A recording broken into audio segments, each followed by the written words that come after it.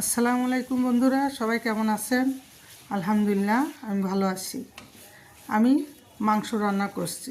সব রকমের মাংসের মশলা দিয়ে মশলাটা ভালোভাবে কষিয়ে আমি মাংস দিয়ে দিচ্ছি। মাংসটা ভালোভাবে আমি কষিয়ে নিব। একটা পেঁয়াজ 4 টুকরো করে দিয়েছি। এইভাবে মাংস রান্না করলে ভালোভাবে কষিয়ে রান্না করলে অনেক মজা লাগে খেতে।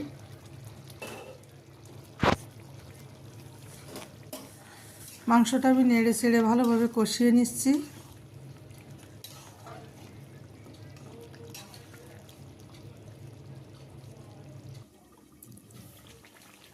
ঢাকনা খুলে একটু নেড়ে চেড়ে দিচ্ছি।